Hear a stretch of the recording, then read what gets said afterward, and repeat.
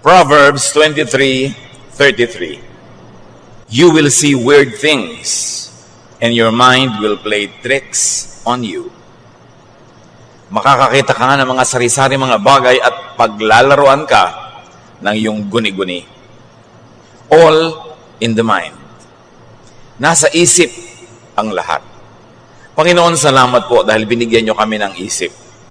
At ngayon nais naming maliwanagan kung ano ang papel ng isip na ito sa aming relasyon sa inyo, sa aming buhay, sa relasyon namin sa kapwa, sa aming kapaligiran. Mangusap po kayo.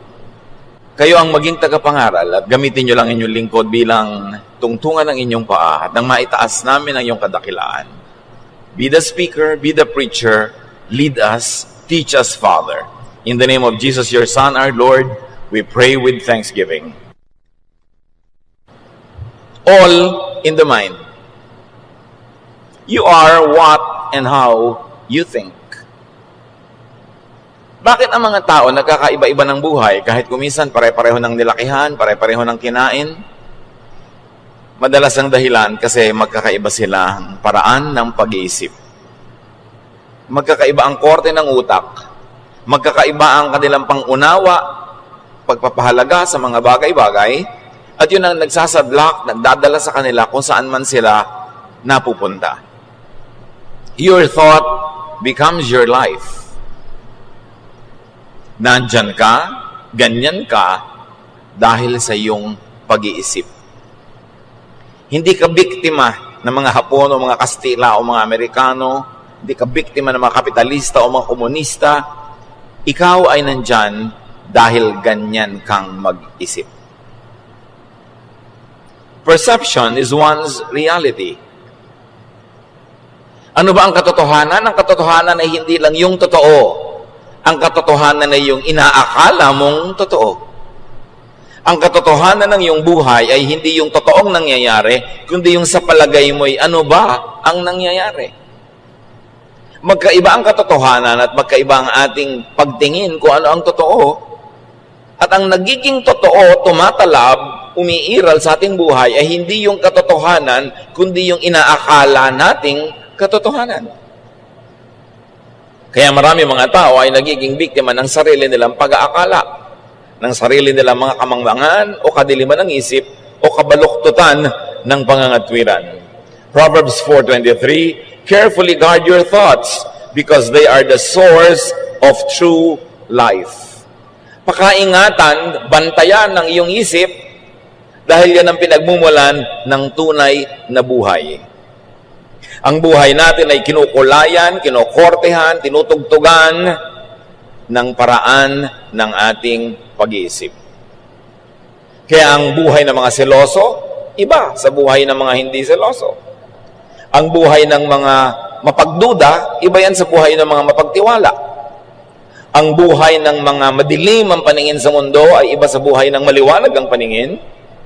Iba ang buhay sa ng mga taong laging nag-iisip ng mga problema, kasakitan, kalungkutan, kesa dun sa laging masaya ang pag-iisip.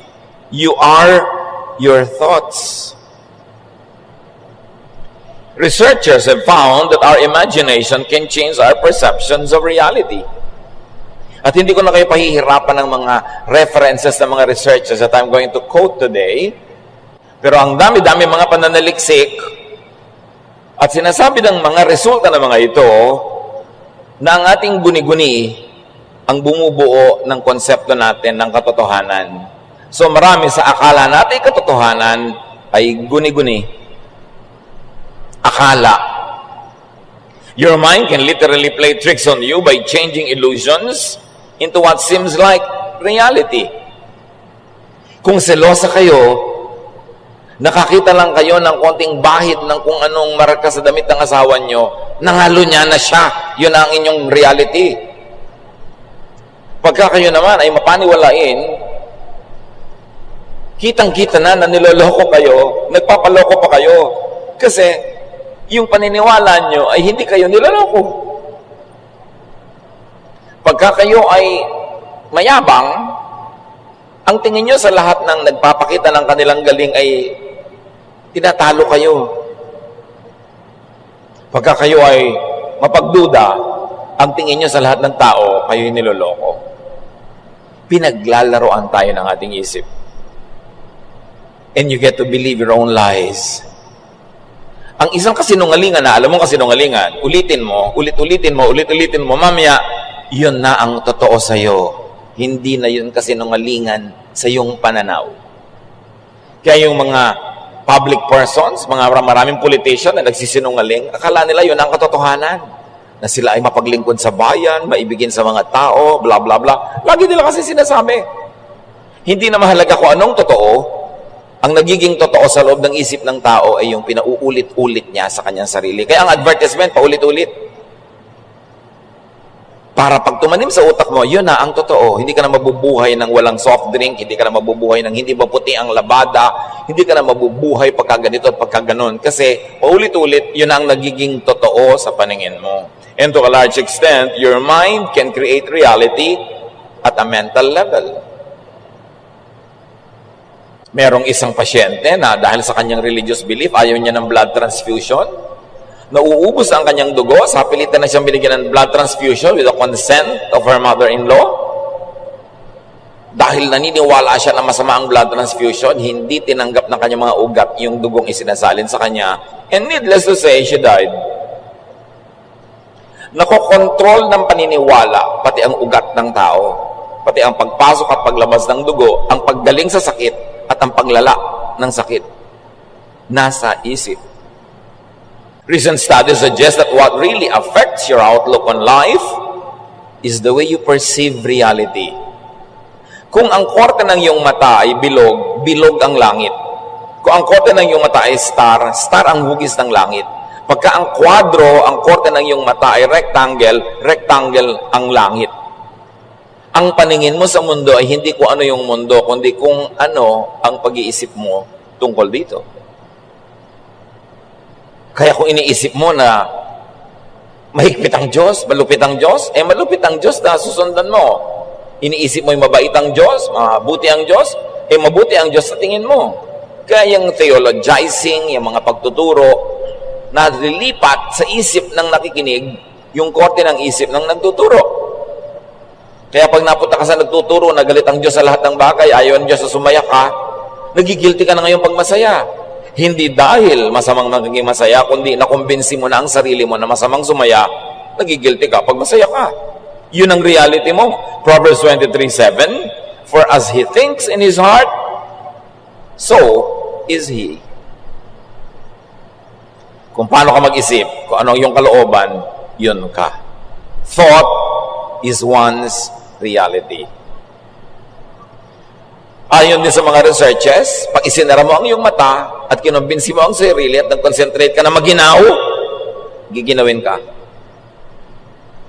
At nakumbinsi mo ang iyong sariling mainit, kahit maginaw, mainitan ka. Pag nakumbinsi mo ang iyong sariling magaling ka, gagaling ka. Hindi ka magaling, wala kang kwenta, magiging wala kang kwenta. Pag nakumbinsi mo ang iyong sariling talunan ako, loser ako, magiging talunan ka talaga. At pag nakumbinsi mo ang sarili mong panalo ako, lahat ng gagawin mong aayon sa paniniwala na yon at mananalo ka nga.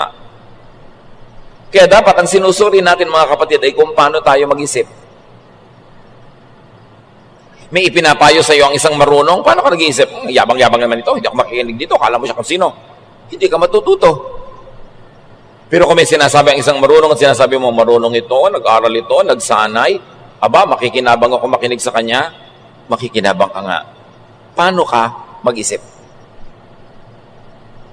Pag iniisip mo na ang mga bata, hindi dapat sumaya, dapat perfectly clean ang katawan nila, hindi mo sila paglalaroin. At gano'n ang magiging reality mo kung ano ang tunay na ibig sabihin ng kabataan. Pag iniisip mo na ang kabataan ay dapat fast forward sa pagtanda, huwag kang kumilos bata, dapat bata ka pa, asal matanda ka na, gano'n mo itatrato ang mga bata sa iyong paligid. Dapat sinusuri, paano ba ako mag-isip? Psalm 26:2, test my thoughts and find out what I am like. Pag nakumbinsi mong sarili mo na magkakaroon ng end of the world, lagi, everyday, laging yun ang alam ng utak mo, takot na takot ka everyday. Pag nakumbinsi mo ang isip na conservative ang Diyos, mapipilitan ka maging conservative. Ano ang konsepto mo tungkol sa Diyos, tungkol sa bayan, tungkol sa ano ang tama at mali, ganun ka mabubuhay. At pag nakumbinsi ka ng mga religious teaching na masama ka, makasalanan ka, marumi ka, laging ganun ang paningin mo sa iyong sarili. Ano ang pinapayagan ninyong pumasok sa inyong isip? Pinapayagan nyo ba ang mga basurero na magtapon ng basura sa inyong bakuran? Hindi. Pinapayagan nyo ba ang magnanakaw na pumasok sa inyong bahay? Hindi. Pero bakit natin pinapayagan ng maraming mga maling kaisipan na pumasok sa ating utak? Samantalang yung utak ang sentro ng ating pagkatao, doon nagmumula ang lahat ng ginagawa natin sa ating iniisip. At hindi lang yon, kung anong iniisip mo, yun ang ina-assign mo sa iba. Kaya yung mga tatay na sobrang nang denggoy ng mga babae nung binata pa siya, ang higpit sa mga anak na dalaga kasi iniisip niya lahat ng lalaki sa mundo magdedenggoy pagka mayroong pagkakataon. Yung mga babae na sobrang kumirengkeng nung araw, akala nila lahat ng babae kikirengkeng, kaya na dududa sila sa lahat ng babae sa mundo. Kung ano ka, ina-assign mo yun sa iba. Kaya ang sabi nila, ang magnanakaw ay galit sa kapwa magnanakaw. Kaya kung mapangloko ka, iniisip mo lagi, niloloko ka ng lahat ng tao. Ngayon, kung hindi ka naman mapangloko, iniisip mo walang manloloko, kaya naloloko ka. Yung ay mga sobrang bababait, hindi naman siguro, bait siguro naman yung tao, ninanakawan lang, hindi naman siguro. Kasi siya, hindi siya magnanakaw. Kaya ina-assign niya sa iba na, hindi rin magnanakaw yung mga yun, kasi ganun ako. Ina-assign natin ang ating sarili sa iba. Kaya kung paano ka mag-isip tungkol sa kapwa, isang salamin yun kung sino ka. We can project our thoughts in the minds of other people. Kung ano iniisip natin, iniisip natin na yun din ang iniisip ng ating kapwa. Kaya marami sinasabihan mo ko ng good morning, mangungutang ka, no? Yung kasi pag nag-good morning tayo, may masama tayong balak sa kapwa. So pag may nag-good morning sa atin, iniisip natin, may masamang balak din sila. Proverbs 27:19, you see your face in a mirror and your thoughts in the mind of others. Kung paano daw nakikita mo ang mukha mo sa salamin, pag nananalamin ka, ganon din mo nakikita ang sarili mo sa mukha ng iba. Hindi mo sila nakikita, ang nakikita mo, sarili mo rin. Kaya kung manloloko ka, iniisip mo, manloloko ang lahat. Kung mabait ka, iniisip mo rin, mabait ang lahat. May advantage, may disadvantage. Pag hindi natin sinuri kung paano tayo mag-isip. Thought power is the key to creating your reality. Pag marumi ang iyong buhay, marumi ang iyong isip, marumi rin ang tingin mo sa kapwa. Pero pag mabait ka, mabuti, normally ang tingin mo rin sa iba, mabait at mayroong likas na kabutihan.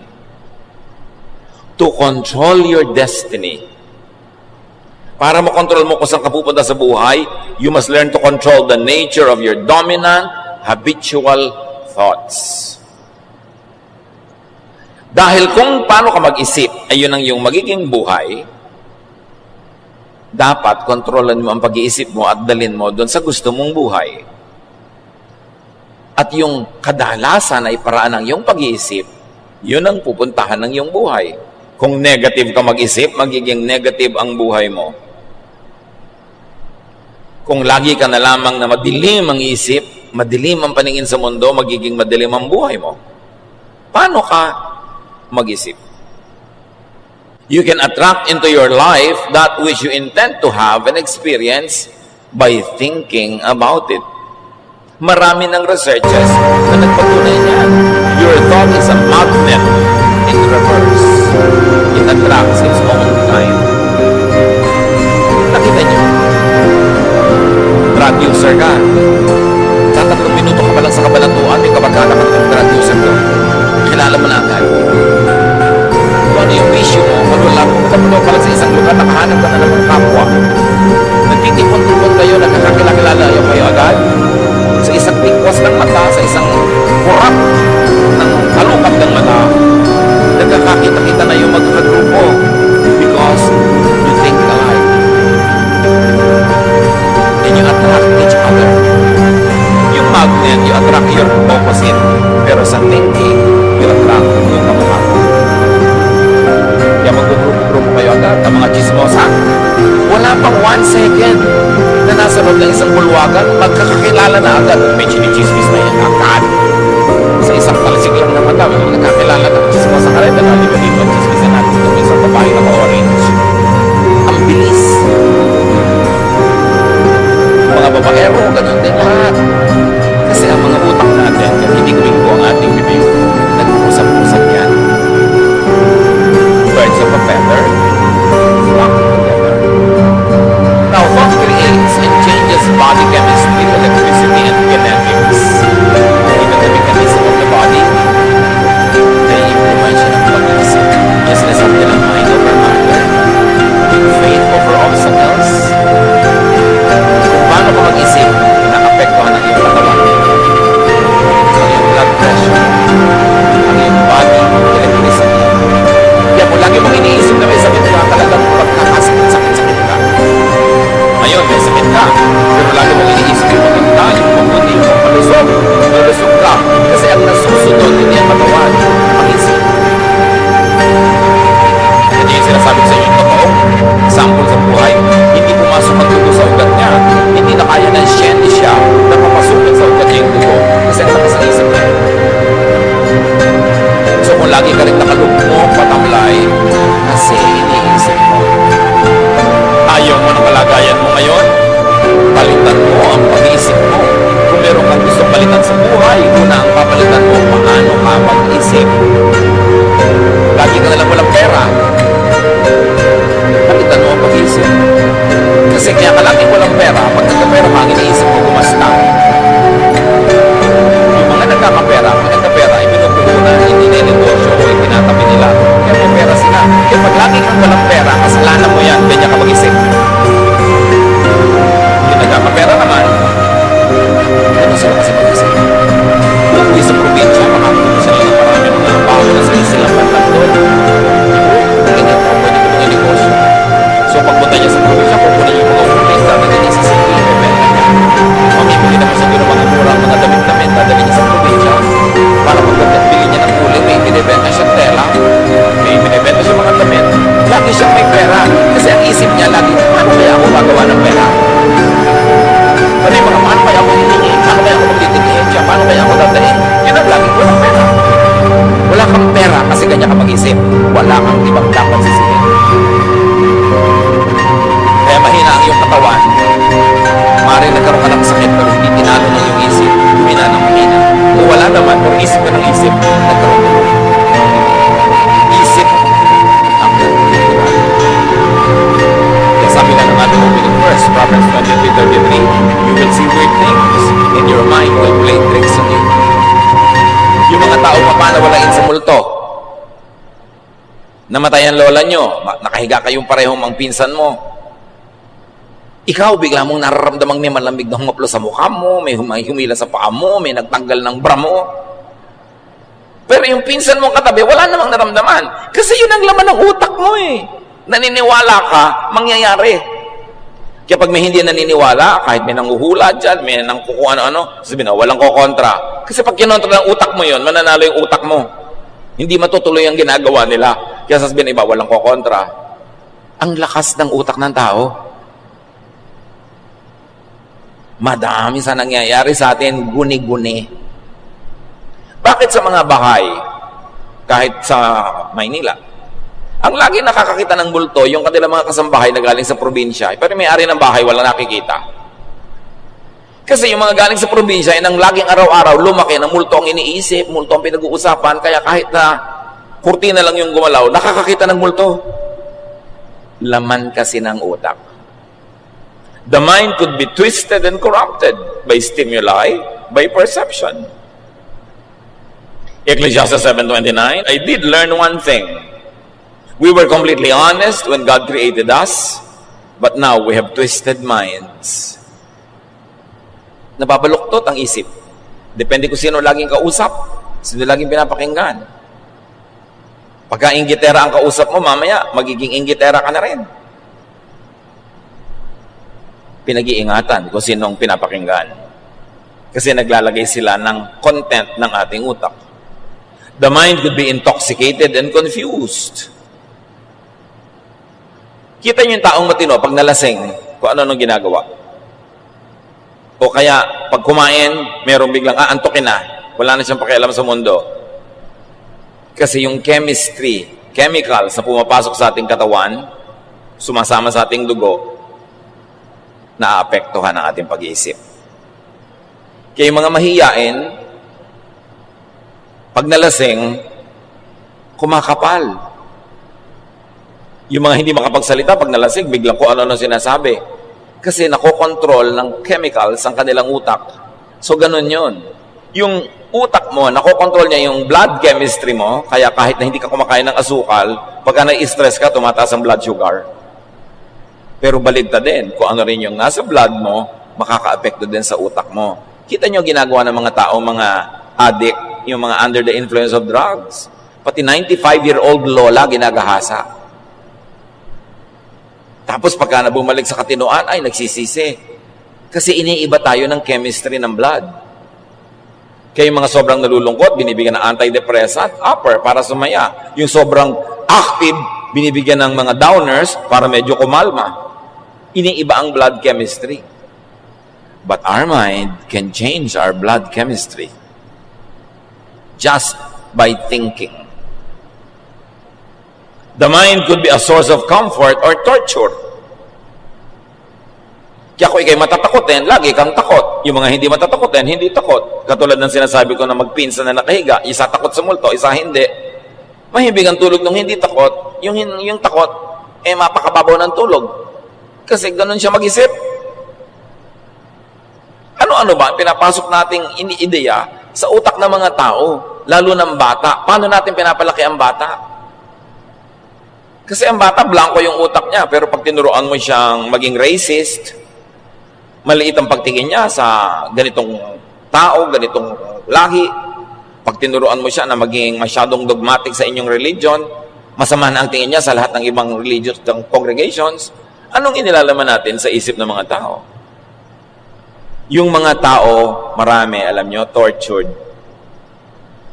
Kasi nung bata sila na torture, nagugulpe, pinapabayaan, hindi minamahal, pinipintasan, nabubuli. Yun ang laman ng utak nila. Kaya buong buhay, tortured sila. May inferiority feelings, overly shy, galit sa mundo, may bitterness. Kaya ang gamot lang doon, palitan ang laman ng utak. Kung puro negative at laso nang pumasok sa isip mo ng bata ka, dapat ngayon palitan mo yan ng laman. Ma-detox yung utak mo para ka gumaling. Pero kung lagi na lang nung bata ako, kawawa ako, nung bata ako, mahirap lang kami, nung bata ako, ganito kami, hindi mo pinalitan yung kaiisip na yon, hindi aalis sa'yo ang mga mapapait na gunita. Magiging mapait ang paningin mo sa buong buhay.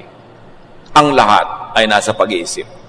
The mind could be a source of comfort or torture, of hope or hopelessness, of trust or doubt, of faith or unbelief, of feelings or non-feelings. The mind could be straightened, cleansed, and renewed. Pwedeng linisin, ituwid, liwanagan ng isip. Kahit ano pang pinagdaanan nito. 2 Corinthians 5:17, kaya't kung nakipag-isa ka na kay Kristo, ang isang tao, isa na siyang bagong nilalang. Wala na ang dati niyang pagkatao. Sa halip, ito'y napalitan na ng bago. Pero hindi magic yun na tinanggap mo si Jesus, naging iba ka na. Nung tinanggap mo si Jesus, nagbukas ka ng pinto ng isip mo para sa mga isiping maka-Jesus. So habang sumusunod ka sa katuruan ni Jesus, pinapairal mo to sa iyong buhay, progressively nababago ang iyong pag-iisip and progressively nababago ang iyong buhay. Hindi siya instant. Pero dapat, araw-araw, dinadagdagan mo yung pagka-Jesus ng buhay mo para yung kapayapaan, kapahingahan na ipinapangako niya ay mapasayo. Pinatunayan na sa maraming mga pananaligsik that thoughts alone can improve vision, fitness, and strength. Ang dami ng pag-aaral dito na pag ang tao nag-isip, nalilinaw ang kanyang paningin, lumilinaw up to a point. Huwag lang talagang clinically blind. But who knows? Yan ang tinatawag nating miracle. That strong faith can cause all the powers of the universe to focus on your problem at biglang naiiba yun na tinatawag natin na miracle. mga taong napapalusog ang katawan nila sa pag-iisip nila ng mga pampalusog na mga ideya at lumalakas maging ang kanilang physical strength. Alam niyo yung placebo effect. It works because of the power of thought. Maraming ganitong experiment sa medisina. 2 grupo ng pasyente. Isang grupo, tinurukan ng tunay na gamot. Sinabi, gagaling ka sa gamot na ito. Isang grupo, ang itinurok lang tubig. Hindi talaga gamot. Pero pinapaniwala sila na gamot din yon. Naggalingan din sila. Kasi naniniwala sila. May mga grupo ng pasyente na ipinagdarasal ng isang prayer group at mayroong isang grupong hindi ipinagdarasal. Everything else being the same, mas tumalab ang paggamot at pag-aalaga doon sa ipinagdarasal. The power of the mind, the power of prayer. Na pag napakalakas ang iyong pananalig, may kapangyarihan ang iyong isip, lumalabas sa iyong bungo ang lakas na yon, nakakarating doon sa gusto mong pag-ukulan ng lakas na yon. Kabangha-mangha. Dahil nilikha tayo ng Diyos sa kanyang wangis. At ang pinaka-trono ng Diyos sa ating buong pagkatao ay ang ating isip. Pag Diyos ang nag-ahari sa ating isip, ang kapangyarihan ng Diyos ay nagiging atin. Body chemistry, electricity, and kinetics create and affect emotion. Kaya nga merong mga antidepressant, meron naman ng mga pampasigla, kasi pagka nabago ang chemistry ng iyong dugo, naiiba ang iyong feelings. Yung gutom, ibang-iba ang feelings sa busog. May kinalaman yung utak natin sa physical world, sa food, sa drink. Kaya sabi ng Desiderata, many fears are born of fatigue and loneliness. Pag ang tao ay laging pagod at laging malungkot, dumarami ang kanyang kinakatakutan. Pero pag siya ay nagpapahinga, at lalo na't may kasiyahan ng kanyang buhay, kumukonti ang kinakatakutan niya. Kaya dapat pinag-aaralan natin, how am I behaving? Lagi ba akong galit? Lagi ba akong stressed? Lagi ba akong nagseselos? Lagi ba akong nagdududa?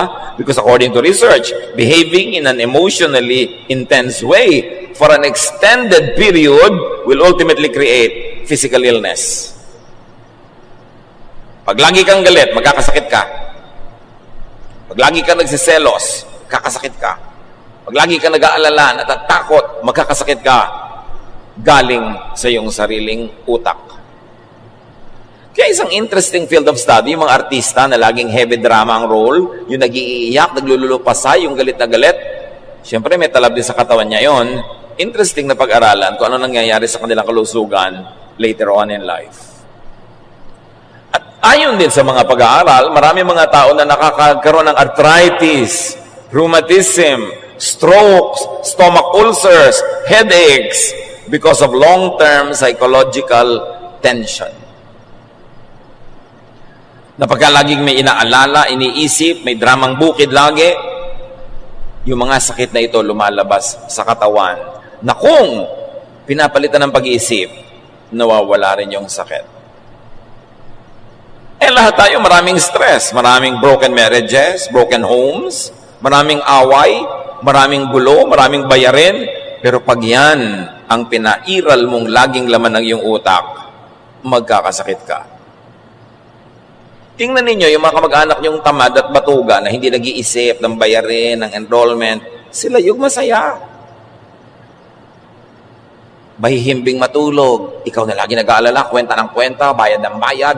Sabi sa mga tao, magtipid kayo, isara nyo yung ilaw, patay yung tubig, huwag kayo mag-electric fan, huwag kayo mag-plancha ng pambaka, isayang ang kuryente. Kayo yung may ulcer.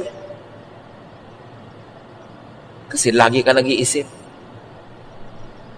In the fields of neuroscience, yung tungkol sa brain, endocrinology, yung mga tungkol sa atay, mga internal organs, and psychology, sila ngayon ay pinagkahalo-halo ng medisina in a discipline called psychoneuroimmunology. May bago ng ganon. Pinagsama-sama yung tatlong discipline.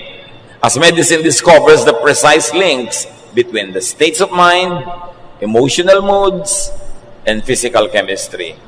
Kaya holistic na dapat ang paggamot sa pasyente. May kinalaman ang iniinom mong gamot, ang kinakain mo, sa nararamdaman mo, iniisip mo, mga kinakatakutan mo. Lahat ng iyon naglalakip-lakip to define your state of health or your state of illness. Kaya hindi na sapat umiinom ka lang ng gamot. Dapat pinapasaya mo rin yung isip mo. Tinatanggal mo yung mga stress at tension. Kasi kahit inom ng gamot, pero lagi kang nagmumura, lagi kang galit, lagi kang natatakot, hindi rin yung tatalab. Kailangan nagkakalakip-lakip yung damdamin, yung puso, yung katawan, physical world, and the spiritual world. To create and change emotion, change your body chemistry, or change your thoughts. Kaya di ba yung galit na galit ka, bilis-bilis ang pintig na yung puso, ang taas ang yung presyon, relax. Relax. Huwag ka magsalita, manahimik ka, uminom ka ng tubig, maiiba ang andar ng iyong katawan. Kailangan ng tao matuto mag-relax. Kahit wala pa yung solusyon sa problema niya. Kahit wala pa yung problema niya, dapat mag-disiplina ang isip. Kasi kahit mag-isip ko, hindi naman nagdadala sa problema. Nagdadala ang problema kasi change your thought, change your body chemistry. What we eat affects our moods. Be aware, and because of all the habits, sabi sa Revelation 22:11, evil people will keep on being evil, and everyone who is dirty-minded will still be dirty-minded. Good people will keep on doing right, and God's people will always be holy. This is because of habits of pag naging habit mo na nagkaroon, magiging gano'n ka talaga, kailangan yung bring out ang lahat. Paikot-ikot lang na parang Ferris wheel ang buhay mo. Kailangan tumalog ka, tumabas ka doon para hindi ka paikot-ikot. Cycling ka ang buhay. Think into becoming. Think being something or someone. Yung mga tao may pangarap. Madalas yun ang mga tao naiiba ang buhay nila. Pag ang pangarap ay ginawa nilang plano, hindi lang pangarap. Pag may pangarap na nagiging plano, pag may plano, may gawa, naiiba ang buhay. Kaya tinatanong mo rin sa naliligaw sa iyo, ano ang pangarap mo sa buhay? Tumigil mo. Hindi natin magkakapirahan at yun mo ang pangarap. Anong pangarap mo? Wala kang pangarap. Ayoko sa iyo. Gusto ko yung pangarap. Gusto ko may ambisyon. Because if you fail to plan, you plan to fail. Ano naman ang isip? Decide what you want to be and think towards it. Kaya mga mag-enroll pa lang Pressure College, ang gusto na maging sumang cum laude, sila yung naging sumang. Hindi yung walang plano, walang graduation. Suma mo. Walang ganon. Pinaplano yan, pinagtatrabawan, ginagawa, ginaakyat para mangyari. It all depends. Mahirap ba yan? Pamilya ka magkahirap-hirap. Kasi pinili na kapatid sa kanya lang ako. Wala tayo magagawa. 30 years later, mahirap pa rin.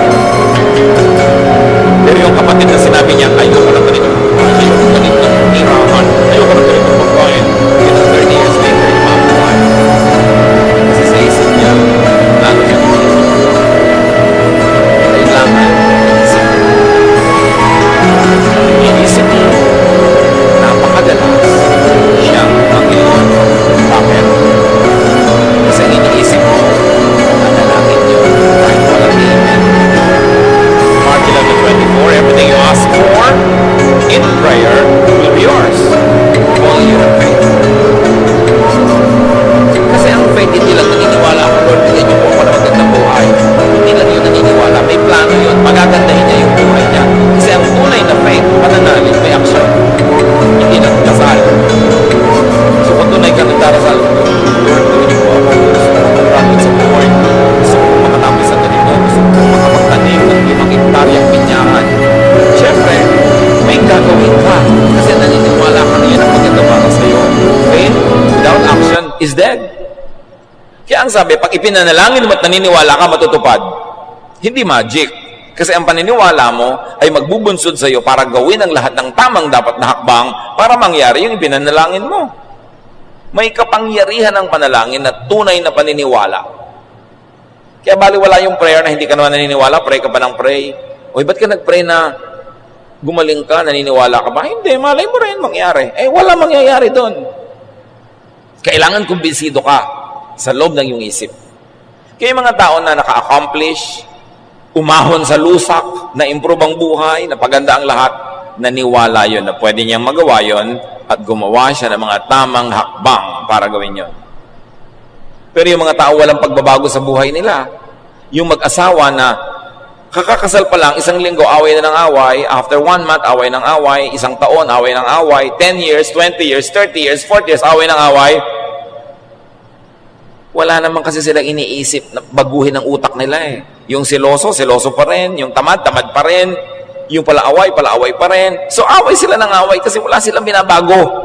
Kung ayaw mo ng buhay mo ngayon, baguhin mo ang pag-iisip mo tungkol dyan at yun ang simula ng pagbabago. Hindi pwedeng parang lumaglag mula sa langit ang pagbabago. Walang ganun. Pinagtatrabahuhan ang pagbabago. Kaya ang utak natin na mahalaga.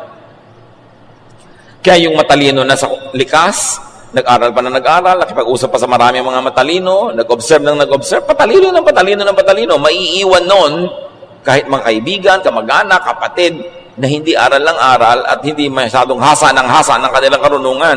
Maiiwan lahat. Kasi yung utak, patalino yun ng patalino habang pinapatalino mo at pabobo ng pabobo habang pinapabobo mo. So, sino mga kausap mo, mga bubing ba o mga matalino? Huwag ka magtaka. Pag nakikipag-usap ka dapat sa mga hindi matalino, it's only out of charity, but not for amusement or enjoyment. Kasi pag enjoy ka na mga kausap mo yung hangal, magkakanda-hangal-hangal ka sa buhay. Kaya pagtanda mo, walang nangyari. At yung mga taong walang nangyari, 5 years ago, 10 years ago, 15 years ago, pag nakita mo, yung pa rin ang utak, wala man lang nakausap na matino yun. Wala man lang nabasang matinong libro, napanood na matinong show. Wala. Kaya yun pa rin at yun ang utak. Nakulong ang utak. Choose what to hear, what to listen to, and what to tell yourself. Pipiliin mo kung sino pinapakinggan, ano nakikita, at kung ano ang sinasabi ng utak mo sa sarili mo. Anong sinasabi ng utak mo sa sarili mo? Kawawa ka. Dapat kaawaan ka ng mga tao. Dapat tulungan ka nila. Dapat bigyan ka nila kasi kawawa ka. Magiging pulubi ka. Pero pag sinasabi mo sa utak mo na, hindi ako aasa ng aasa, kahit binibigyan nila ako, tinutulungan nila ako, gagawa ako ng paraan, maghahanap buhay ako, magiging independent ka. Ano ang sinasabi mo sa sarili mo? Kasi yun ang gagawin mo eh. Ecclesiastes 7:21, do not pay attention to every word people say. Pinipili mo ang pinapakinggan. At nakikinig ka na, may salaan pa yung tenga mo para mayroong pinapapasok at mayroong hindi. Pag ang lagi mong kausap ay kakampi mo, yung kamukha mo ng pananalig, pareho kayo ng kagalit, pareho kayo ng kaaway, anong gagawin niyo sa isa't isa?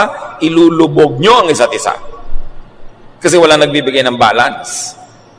Dapat nakikinig ka rin dun sa huwag ka na magalit doon, baka naman mali ang iniisip mo tungkol sa kanya. Ngayon, sa kanya ka nagalit. No, dapat nakikinig ka sa ganon. Hindi yung kampi ng kampi sa'yo, kahit ano na lang, lagi mong kakampi. Walang maitutulong sa'yo yan. Hindi ka tatalino. Pag lagi ka kinakampihan. If the mind can be used to heal, it can also be used to kill. Di ba may placebo effect? Yung hindi naman gamot, pero pinapaniwala kang gamot, tumatalab sa'yo. Meron namang nocebo. Yung gamot na, pero pinaniniwala ka, hindi pa rin yung tatalab. So, hindi pa rin yung tatalab kahit gamot yun. Negative beliefs or negative expectations can kill. Yung ginagawa ka na ng mabuti, sabi mo, hindi naman mabuti yan.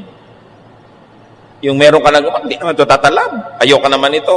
Hindi mo dapat asahan na tatalab nga. Kasi yung madilim ang paningin sa mundo, tatambakan ng mundo ng kadiliman. Kung anong iniisip mo, yun ang ibibigay sa'yo ng mundo.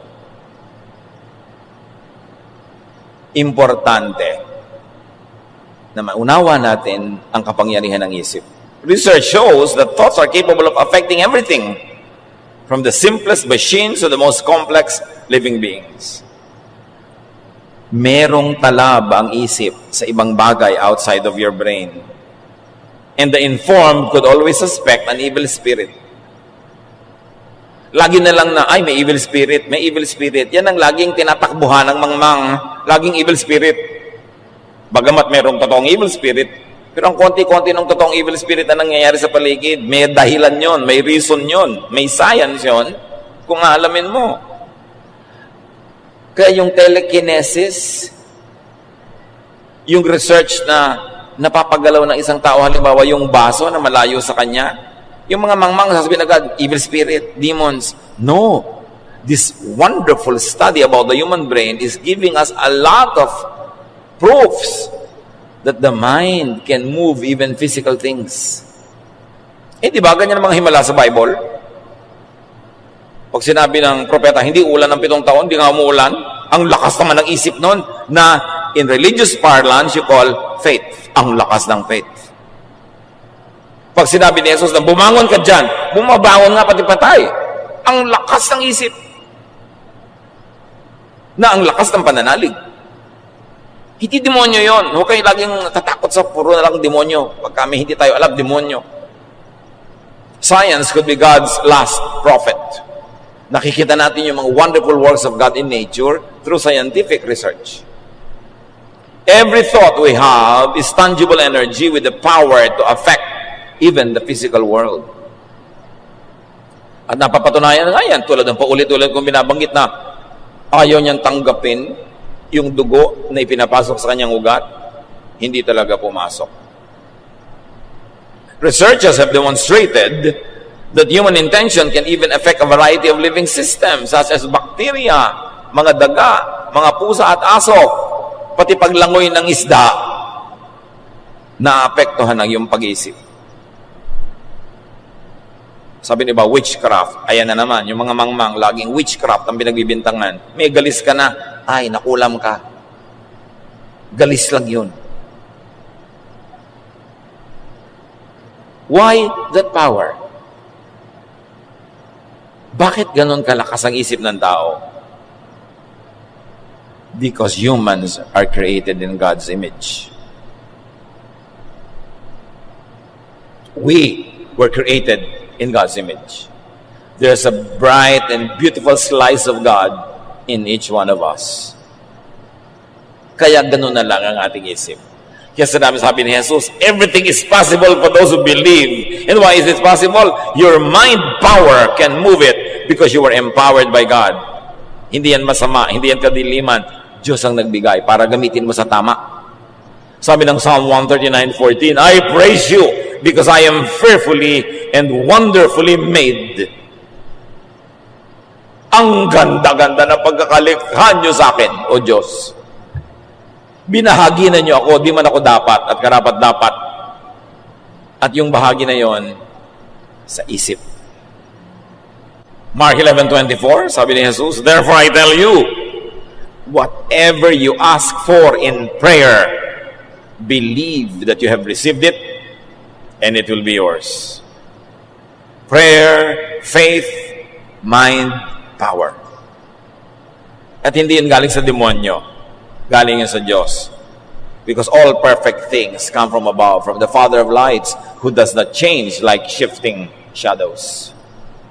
Every good and perfect gift is from above. Satan is not a creator, he's only a destroyer. So anything powerful and creative could only come from God. Quantum physics has proven that living things are constant transmitters and receivers of measurable energy. Ang lalim ng researches na bawat living thing may energy and they're connected, interconnected. Kaya yung mga iba, napapatunayan nila na lalong lumulusog ang halaman pag kinakausap. Pag pinupuri, pag minamahal. Pati tubig, kinakausap. Because there's a life in it. At hindi yun witchcraft, hindi dapat nabubuhay ka sa takot. Because God has infused His power in everything that He has created. Kaya tayo interconnected eh. May connection tayong lahat. Yung mga tao na mapag-alaga ng mga halaman, who knows? Kung yung mga halaman, inaalagaan din sila bilang ganti. Ang mga isipin daw, thoughts, are bundles of electromagnetic energy. And new models of consciousness depict it as being able to move beyond physical boundaries like energy does. In other words, thought can move things. Kaya ibang takot na takot sa mga possession, mga demonic possession. Bakit itong taong to? Napapasara niya yung pinto, tinitingnan lang niya, demonyo agad ang pinagbibintangan. Because there are people who are very, very, very tortured inside of them, full of negative energy, full of anger, full of pain, full of sorrow and bitterness, that their thoughts could close doors and scare people and hurt people because they are full of negative energy. Hindi lahat dapat demonyo ang pinagbibintangan. Di ba merong mga ganon? Kuminsan yung mga nag-iibigan, alam mo, naisip kita kaninang 2 a.m., iniisip din kita nun. Yung nagkukonekta yung mga isip nyo, yung tinatawag na iba na mental telepathy, natatakot na naman sila doon. Nakakapaglakbay talaga yung isip mo outside of your utak, outside of your skull. Because we were fearfully and wonderfully made. Si Jesus nga pinabiyahe niya sa bangka yung mga disipulo niya. Naiwan pa siya, nanalangin pa siya. Mamaya, naglalakad na siya sa tubig, inabutan na niya.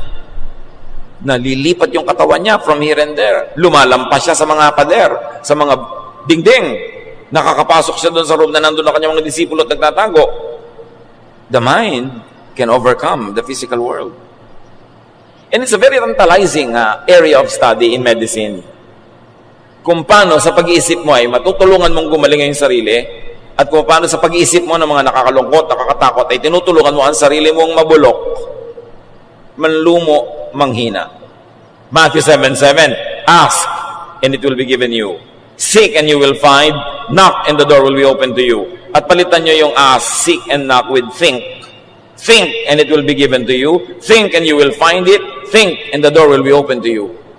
Prayer, faith, belief, mind power could all be under one and the same umbrella. This is the power of faith and prayer. Faith moves the physical world. Kaya sabi ni Jesus, if you have faith as big as a mustard seed, tell this mountain to lift itself up and it will. Siyempre, isang exaggerated na figure of speech yun. Pero sinasabi niya, kayang pagalawin ng utak mo, ng pananalig mo, pati bundok. Kaya kung tutuusin, 2,000 taon ng Christianity, ang konti pa nang alam natin tungkol sa Diyos at kay Jesus. Kasi hindi pa natin napapalakad yung bundok. Bakit nung panahon ni Jesus, ang daming napapagaling mga disciples, mga patay binubuhay, ba't ngayon wala? What kind of faith was lost? What did they know then that we don't know about now? That the power available to them then no longer seems to be seen anywhere near us now. Yun ang dapat nating balikan. The power of faith, which is the power of prayer, which is the power of the mind. Control thoughts to control emotions. Kaya mga tao na napipigil ang kanilang isip, napipigil din nila ang kanilang emosyon. Kahit nalulungkot, hindi sila naglulupasay kasi sa isip pa lang, kinokontrol na nila. Merong mga byuda na bukas, libing ng asawa ko, kokontrolin ko ang aking isip. Hindi ako maglulupasay, hindi ako magngangangalgal ng sobra kasi mga anak ko, kasi mga tao. So, bukas, ganun ang behavior nila. Pero pag wala ka ganun plano, minsan kung ano-ano ang pinaggagawa mo. Kaya dapat lagi nating iniisip ang Diyos. Para yung Diyos ang nakatira sa ating isip at hindi kung ano-ano. Psalm 63:6, I think about you before I go to sleep, and my thoughts turn to you during the night. Ano ang iniisip nyo bago kayo matulog? Siyempre, yun ang mapapagnipan nyo. Meron matutulog na lang, nanonood pa ng horror. Matutulog na lang, magbabasa pa naman kung ano-anong comment sa Facebook na siya ay minumura, pinapagalitan, iniinis. Bakit mo tatambakan ng laso ng isip mo ay matutulog ka na? Gusto mo yun, ang baon mo buong gabi? Sabi niya, my thoughts turn to you during the night. Siya ang dapat isipin. Think of God often. Let God dwell in your mind. Your mind, your thought, is the temple of God. God does not live in temples made by man. God does not live in temples of stone or steel or wood or gold. God lives and dwells in the mind of the believer. This thing you have between your two ears is the temple of God. Your mind. Kaya dapat Diyos ang naghahari sa isip. Diyos ang laman ng isip. Diyos ang sinusunod ng isip. Ask God to reveal God to you and godlessness as well. Romans 12:2, let God change the way you think. Then you will know how to do everything that is good and pleasing to Him. Kung meron tayong dapat hingin sa Diyos, ay baguhin ang paraan ng ating pag-iisip. At mangyayari yon kung isinusunod natin ang pag-iisip sa isipin ng Diyos na ipinahayag ni Jesus. Offer your mind and your thoughts to God. Yan ang pinakamagandang offering. Offer your thoughts. May iniisip ka pa lang, sasabihin mo na, ganito ba ang Diyos na gusto ng Diyos na isipin ko? Kung hindi, titigilan ko itong isipin. Dapat, pinapalayas niya yung mga isipin na hindi dapat nasa loob ng isip. Let God dwell in your mind, not the devil. Let God enter your world and the world through your mind. Gustong mahalin ng Diyos ang maraming tao? Papasok siya sa ating isip. Mag-iisip tayong mahalin ng mga tao. May gagawin ng mga kamay at paa natin para mahalin ng mga tao. Pumasok ang Diyos sa mundo through our mind. Kaya dapat channel ng Diyos ang ating isip. Develop your mind so you could know God more. Because the more you know God, the more powerful your thought, your faith, your prayer will be. 2 Corinthians 3:18, so our faces show the bright glory of the Lord, as the Lord's Spirit makes us more and more like our glorious Lord. Sabi ganon, nagiging kamukha tayo ni Jesus more and more and more. And that will happen when we think like Jesus more and more and more. When you think like Moses, when you think like the Pharisees, when you think like Paul or Peter, maaaring may tama, pero hindi laging tama siguro ang makikita mo kasi hindi sila perfect. But when you think more and more like Jesus, you become more and more like Jesus, you become more and more like the Father in heaven, you have more and more power. Your thought becomes more and more effective. Your prayer becomes more and more powerful. Sa isip nagsisimula. So discipline your mind to focus on what is uplifting. Kailangan disiplina yan. Kasi ang paborito ng utak, yung nakakatakot, yung nakakainis, yung chismis. Sabi, hindi yan ang dapat yung pag-isipan at pag-usapan. Philippians 4:7-8. At ang kapayapaan ng Diyos na hindi kayang maunawaan ng tao, ang siyang mag-iingat sa inyong puso at pag-iisip dahil sa inyong pakikipag-isa kay Kristo Jesus. Lagi niyong isa-isip ang mga bagay na karapat-dapat at kapuri-puri. Mga bagay na totoo, marangal, matuwid, malinis, kaibig-ibig, at kagalang-galang. Yan ang ilagay nyo sa inyong isip. Yan ang pag-usapan. Yan ang gawing topic. Whatever is true, noble, beautiful, kind. Yan. Sabi ganon, think about these things. Because as you think, you become. Kung ang pinag-uusapan nyo ay kapangitan, papangit din kayo. Nakakagulo, gugulo kayo. Nakakapagpahina ng loob, hihina ang loob nyo. So bakit kayo mag-aaksaya ng oras na yun ang pag-usapan at isipin? Discipline your mind to reject unfruitful or destructive thoughts. Pag hindi nakakabuti, hindi nakakapagpabunga, hindi nakakapagpasaya, huwag nang isipin yan. Nakakatakot, nakakapagpahirap ng loob, huwag na yang isipin. Ecclesiastes 11:10, banish anxiety from your heart and cast off the troubles of your body. Palayasin daw ang mga kabalisahan. Iwaksi mo ang kaalalahanin at mga kabalisahan. Mga kapatid, makinig kayo. Baligtad ang ginagawa ng marami. Kung ano yung nakakabalisa, nakakapagpaalala, iyon ang laging laman ng isip. So tingnan nyo, katawan, may sakit. Tingnan nyo ang buhay, malungkot, iwaksi ang mga alalahanin. Through meditation, habitual thoughts of hatred, anger, and revenge are replaced with intentional thoughts of acceptance, cooperation, unconditional love, and forgiveness. Kaya mabuti yung nagbubulay-bulay, nagninilay-nilay, nag-iisip-isip, nagme-meditate, nakakapagpabago yon ng isip. Laging ipasuri ang ating isip sa Diyos. Psalm 139, 23-24. Search me, O God, and know my heart, which really means know my mind. Test me and know my anxious thoughts. See if there's any offensive way in me, and lead me in the way everlasting. Siyasatin niyo po ako, Diyos. Kilalanin niyo ang aking pag-iisip. Suriin ninyo ako at ibunyag niyo ang mga mapag-alala at mapagproblema kong paraan ng pag-iisip. Tingnan niyo kung may mga paraan akong hindi kaibig-ibig. At akayin niyo ako sa paraang maganda, tama, at mainam. Sabi nila, plant a thought, harvest an act. Pag nagtanim ka ng isang iisipin, ang bunga nyon, paggalaw, pagkilos. Plant an act, reap a habit.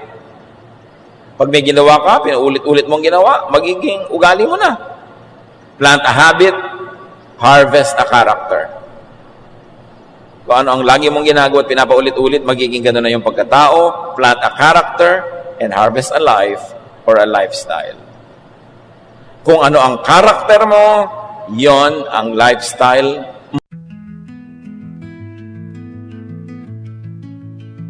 In the quiet corners of my memories where the dust has started to settle, I find fragments of a time when our hearts beat in rhythm like a metronome so gentle. The echoes of laughter still linger in the air as I trace the fading lines of our story.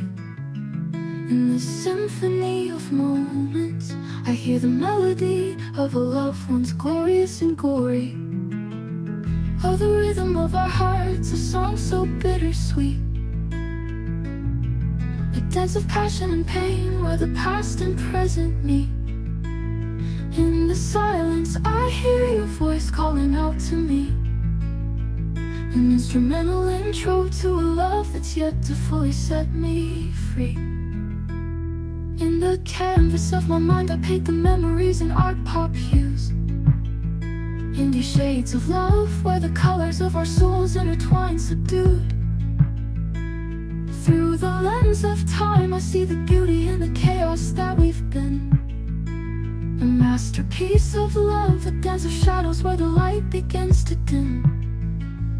Oh, the rhythm of our hearts, a song so bittersweet, a dance of passion and pain where the past and present meet.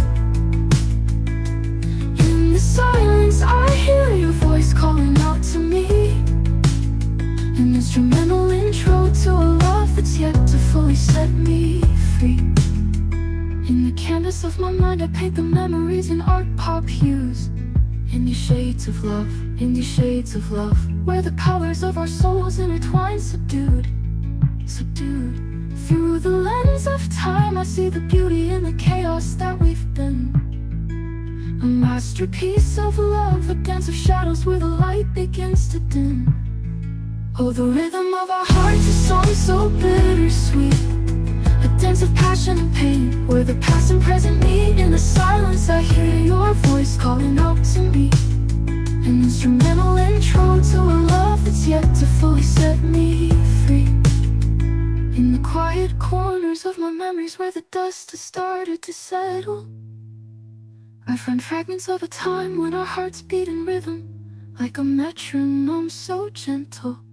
The echoes of laughter still linger in the air as I trace the fading lines of our story. In this symphony of moments, I hear the melody of a loved one's glorious and gory.